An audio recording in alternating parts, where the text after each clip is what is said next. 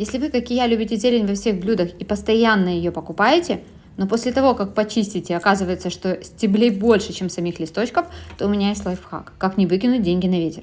После того, как вы почистили петрушку, как в моем случае, возьмите лук и перебейте стебли в блендере. Почему именно лук? Просто перебитые стебли не такие сочные, и их надо чем-то разбавить.